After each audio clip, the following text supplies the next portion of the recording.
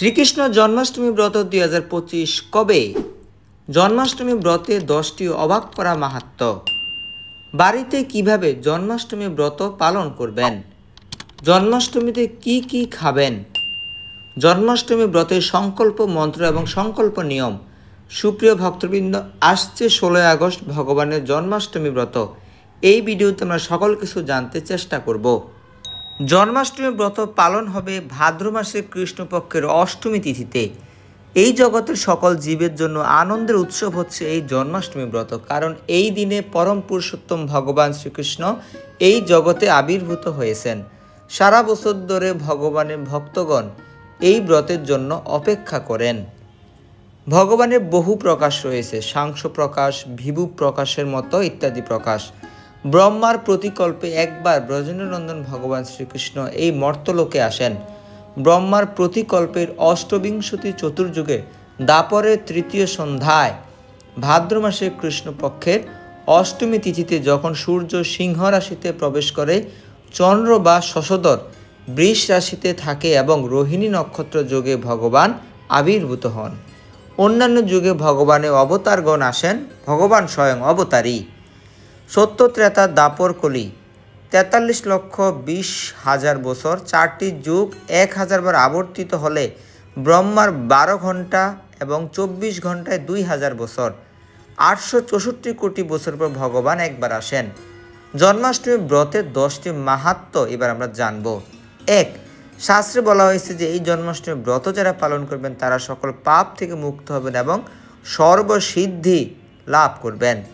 2 নং মাহাত্ম্য। ভবিষ্যত্তর পুরাণে ভগবান সরাসরি নির্দেশনা প্রদান করেছেন যে ব্রাহ্মণ, ক্ষত্রিয়, বৈশ্য, শূদ্র সকলেরই এই ব্রত পালন করতে হবে।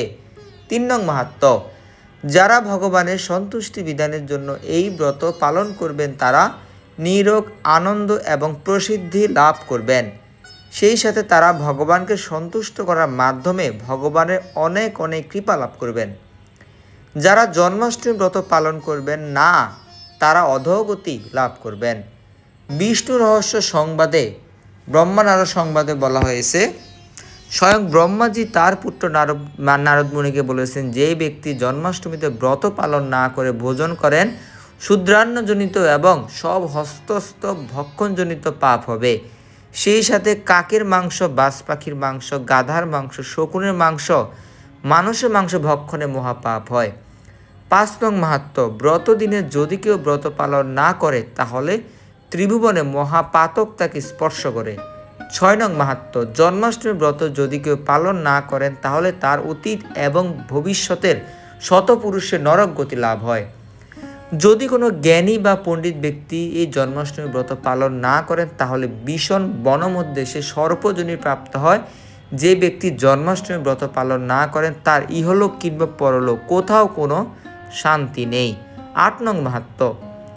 জন্মাষ্টমী ব্রত পালন না করলে তার ব্রহ্মহত্যা, গো হত্যা, নারী হত্যা, মদ্যপান ইত্যাদি সর্বপাপ স্পর্শ করে। এবং পুরুষের 9ম এবং 10ম মাহাত্ম্য। স্কন্দ পুরাণ এবং ভবিষ্যতের পুরাণে আরও উল্লেখ রয়েছে যে যে ব্যক্তি ভগবানের সন্তুষ্টি বিধানের জন্য শ্রদ্ধা সহকারে জন্মাষ্টমী ব্রত পালন করেন তার বিগত 7 জন্মের পাপ রাশি নষ্ট হয় এবং সেই সাথে তিনি ভগবানকে সন্তুষ্ট করার মাধ্যমে ভগবত ধামে গমন করেন। হরি বল। এবার জানবো জন্মাষ্টমীর আগের দিন আপনারা কি কি করবেন। জন্মাষ্টমীর আগের দিন অবশ্যই নিরামিষ আহার বা ভগবত প্রসাদ গ্রহণ করবেন। রাত 12 ঘটিকার পূর্বে রাতের আহার সম্পন্ন করে নেবেন। ঘুমোতে যাওয়ার পূর্বে দন্ত মার্জন বা দাঁত ব্রাশ করে নেবেন। এবার জানবো জন্মাষ্টমীর দিন আপনারা কি কি করবেন। মনোযোগ দিয়ে বাকি অংশটুকু দেখতে থাকুন। জন্মাষ্টমীর দিন আপনারা ব্রাহ্ম মুহূর্ত বা সূর্যোদয়ের পূর্বে শয্যা ত্যাগ করে স্নান এবং দ্বাদশ সঙ্গে তিলক পরিধান করবেন। গৃহের নিত্য পূজা অংশগ্রহণ করবেন। পরিশেষে জন্মাষ্টমী ব্রতে সংকল্প করবেন। কিভাবে সংকল্প করবেন? অধ্যস্থিতা নিরাহার শোভেতে পরমেশ্বর ভক্ষ্যামি দেবকী পুত্র অস্মিন জন্মাষ্টমী ব্রতে অধ্যস্থিতা নিরাহার সর্বভোগ বিবর্জিত ভক্ষ্যহম পুণ্ডরীকাক্ষ শরণং মে ভবাচ্যুত। এই মন্ত্রের উচ্চারণ করে বলবেন, হে পরমেশ্বর, হে দেবকী নন্দন, আমি অদ্য আজ জন্মাষ্টমী ব্রতে উপবাসী থাকিয়া পরদিন আহার করিব। হে পুণ্ডরীকাক্ষ, অদ্য সর্বভোগ বর্জন পূর্বক উপবাস থাকিয়া কাল আহার করিব। হে অচ্যুত, আপনি মোদীয় শরণ স্থান হন। এভাবে সংকল্প করবেন। জন্মাষ্টমী ব্রতের দিন মধ্যরাত বা রাত 12 ঘটিকা পর্যন্ত নির্জলা উপবাস করুন। কোনো প্রকার জলও আপনারা গ্রহণ করবেন না। ভিডিও শেষে এই নিয়ে আরও বিস্তারিত কথা রয়েছে। ভগবান শ্রীকৃষ্ণের চরণকমলে অধিক সংখ্যক তুলসীপত্র অর্পণ করুন। 108 জোড়া তুলসীপত্র অর্পণ করতে চেষ্টা করবেন। তুলসী দল দ্বারা মালা বানিয়ে ভগবানের গলে পরিয়ে দিন। এতে ভগবান অত্যন্ত সন্তুষ্ট হবেন। যত বেশি সংখ্যক সম্ভব তত বেশি পুষ্প সংগ্রহ করে চন্দন মিশ্রিত করে ভগবানের চরণে অর্পণ করুন এবং মালা তৈরি করে ভগবানের গলে পরিয়ে দিন। জন্মাষ্টমীর দিন অত্যন্ত নিষ্ঠা এবং ভক্তি সহকারে ভগবান শ্রীকৃষ্ণের 108টি নাম বা অষ্টোত্তর শতনাম পাঠ করুন। একটি পাত্রের মধ্যে বিবিধ প্রকার ফল দ্বারা নৈবেদ্য প্রস্তুত করে তুলসীপত্র যুক্ত করে সেই ভোগ ভগবানকে নিবেদন করুন। তাতে ভগবান অনেক প্রীত হবেন। শ্রীমদ্ ভগবদ গীতা থেকে শ্লোক অধ্যয়ন করুন এবং ভগবানের শ্রীমন্দিরের সম্মুখে বসে ভাগবত অধ্যয়ন করুন। জন্মাষ্টমীর দিন লীলা পুরুষোত্তম গ্রন্থ থেকে বা অন্য যে কোনোভাবে ভগবানের বিভিন্ন লীলা পাঠ অথবা শ্রবণ করুন। জন্মাষ্টমীর দিন অধিক সংখ্যক হরে কৃষ্ণ মহামন্ত্র জপ কীর্তন করুন। কমপক্ষে 25 মালা জপ করতে চেষ্টা করুন। এতে ভগবান অনেক খুশি হবেন। গৃহে ভগবান শ্রী শ্রী রাধা গোবিন্দ অভিষেকের আয়োজন করুন বা গোপালে অভিষেক করুন। অভিষেক আয়োজন করতে অসমর্থ হলে অভিষেক দর্শন করুন। এরপর অভিষেকে চরণামৃত গ্রহণ করুন। চরণামৃত গ্রহণ করে অনুকল্প প্রসাদ গ্রহণ করুন।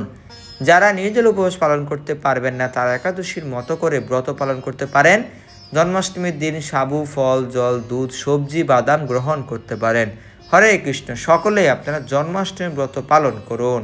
জন্মাষ্টমী ব্রতের পালন কিভাবে করবেন? জন্মাষ্টমী ব্রতের পরের দিন আপনারা পঞ্চরবি শস্য দ্বারা ভোগ প্রস্তুত করে ভগবানকে নিবেদন করবেন। নিবেদন করার পর সূর্যোদয়ের পর সেই মহাপ্রসাদ গ্রহণ করে আপনারা জন্মাষ্টমী ব্রতটি সমাপ্ত করবেন। হরে কৃষ্ণ।